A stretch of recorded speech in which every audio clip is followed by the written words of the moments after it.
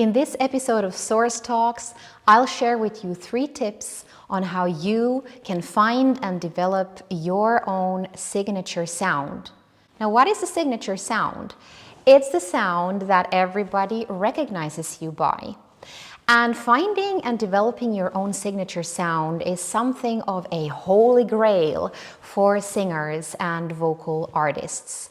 So many singers come to me and say, Katja, I want to find my own authentic voice, my true sound, my real me sound, my source voice.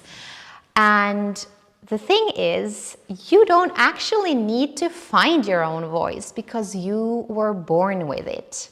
It's not hiding out there somewhere. It's there with you all the time. But at the same time, the more you spend time with your voice, the more you get to know it, the more you get to know who you are as a singer and an artist.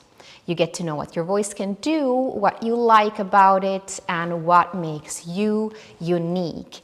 And that's all got to do with developing and finding your own signature sound. So as you can see, finding and developing your own signature sound does have to do with vocal training. But why are there so many singers who, despite knowing so much about the voice, have this feeling like, I don't really know what my signature sound is? Or they tell me, Katja, I know all these techniques, but I feel like I'm disconnected from my singing self. So you see, finding your signature sound is not only about technique. It's about so much more. And in this video, I will talk you through 3 tips and also show you the common pitfalls that you need to keep in mind on your way to finding and developing your own signature sound. Let's get started.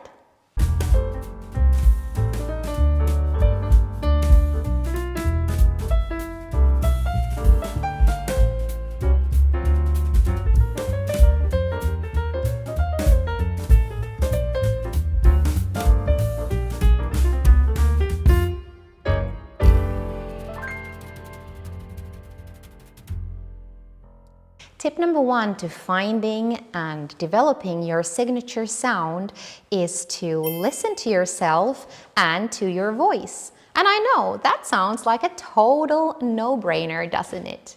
I bet you're now thinking, Katja, of course I'm listening to my voice. I'm a singer after all. But here's the thing, you'll need to develop a very specific listening skill, objective listening. And here's what I mean with that. Listening objectively to your voice means you're listening to your voice as if you are a researcher and just gathering data about what you hear. And what you want to pay attention to are your habits and your manners and sort of like the natural habitat of your voice. Where does your voice want to gravitate towards? What kind of sounds do you produce? Maybe even without being aware of them. And notice how listening to yourself objectively implies there's no judgment involved whatsoever. So there's no judgment about what you like, what you don't like, what's right, what's wrong, and so on. It just is.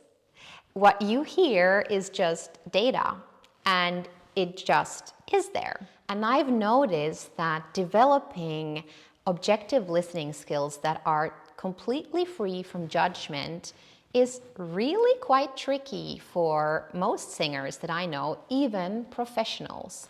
Because so often we like to listen to our voice or other people's voices through the lens of our taste, or a labeling of this is good, this is bad, this is pretty, this is not pretty, I like this, I don't like that, or perhaps through the lens of labeling your voice with a bunch of vocal technique terminology, like This is thin folds, this is thick folds, that is overdrive, that is edge, and you name it.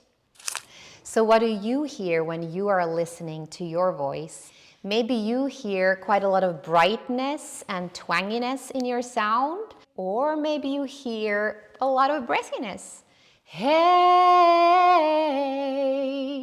Or you notice that you're starting or ending the phrases with creaks. Hey! Or scooping up to the notes, maybe you're riffing. And notice how all these things that I just mentioned, they're just data. They don't imply you're doing something right or you're doing something wrong. It's just data. It's like looking at a painting. So you want to just look at the painting and see, what colors do I see? Oh, I see red, I see blue, I see orange and green. Or looking at the texture and the material that the painting was made with. Is it painted with oil or is it watercolors? So like this, you get to know what already is, and like this, you become aware of your habits and manners and the things that you maybe weren't even aware of that you're doing. And like a very wise woman or man said once, in order to change something, you need to become aware of what already is. And this is what we are training with objective listening skills, just becoming aware of what already is, without any judgment. And that means you'll just spend time with your voice and just observe it, just as it is. Now, if you find it super challenging to listen to yourself objectively, you might want to start developing this objective listening skill by listening to others first. So listen to your favorite artists, listen to artists you never even heard about, and just pay attention to what you hear. And here's a pro tip. When you're practicing, make sure that you're singing as much as possible without the original singer in the background. So you don't want to spend too much time singing on top of another singer, because that way, subconsciously, you're going to start imitating that person and imitate their stylings and imitate all their vocal sounds. And you don't really have space like that to discover what your own signature sound is and how you would approach this song. So practice a cappella with a karaoke track, with an instrumental track, or ask an instrumentalist to come and play with you, which is even better because that way you can make music together. Tip number 2 to finding and developing your own signature sound is to listen to other artists. And I know, I just said you should not sing along with the original artist for too long when you practice, but this is different. You might also be wondering, why would I listen to other artists if I want to find my own signature sound? But here's the thing, listening analytically to another singer will help you develop your own signature sound and your own artistry, because it makes you more aware of the possibilities that there are. What I want you to do is listen objectively first, so without labeling what it is that you like about that artist or what you don't like about that artist, and listen to different layers. So what you want to do is listen to the sound. What does it sound like? You want to listen to it perhaps with vocal technique goggles on, meaning you actually start labeling things in vocal technique terminology. So the first round would be just listening to what it sounds like. It sounds round, it sounds bright, it sounds warm, it sounds soothing, it sounds flowing. And then you want to go and dig a little bit deeper into what might it be in vocal technique that makes this sound possible? Why does it sound direct, or why does it sound so warm? And see if you can figure out how the singer made that happen. Now, a third layer in listening, and this is a super important one, so often overlooked by singers who are enthusiastic about vocal technique, is they tend to forget to listen to the parameters of music. How is this singer using dynamics? What do you hear in their timing? Are they on beat? Are they a little bit anticipating all the time, or are they laid back? So dig in a little bit deeper and remember there's 3 layers of listening, and that is just the sound, the vocal technique, and the musical parameters.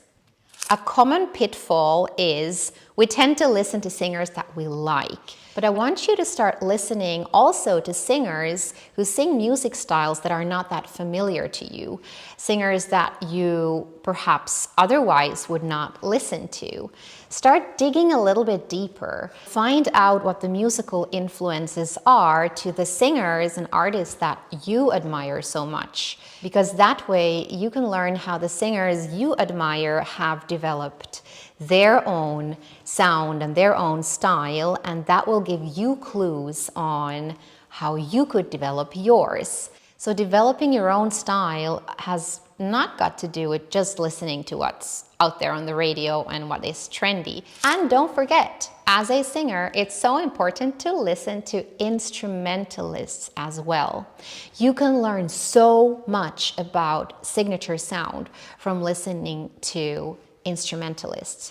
Take 2 horn players, for instance, Chet Baker and Miles Davis, and listen to their sound, and you'll notice they're quite different. And here's a pro creative tip for you.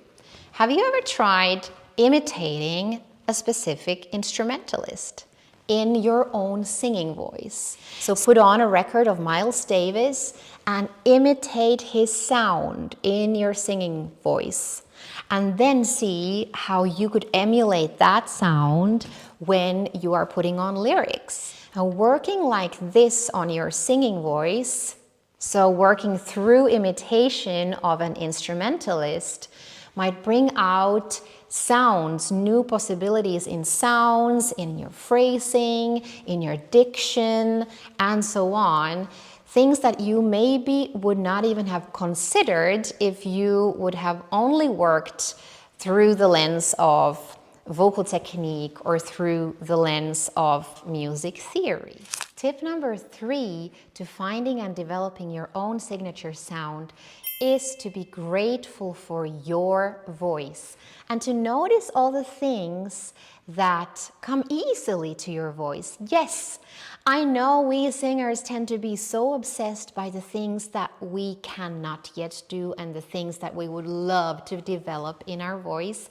And we sort of don't even pay attention to the stuff that happens easily or the little quirks about our voice that make it sound maybe not perfect. And the thing is, it's oftentimes exactly in these things that come easily to you that your unique you is hidden. What I mean with this is, if your voice is super light and flexible and that comes super naturally and easily to you, and you are completely obsessed with developing something else in your voice, you might be overlooking what actually is making you unique. So when is the last time that you listened to your own voice and made a list of the things that you love and appreciate about your own voice? If you like this video, why don't you click like and share it with a friend? And if you'd like to see more videos like this, subscribe to this channel for more Source Talks. I'll see you soon in another episode of Source Talks.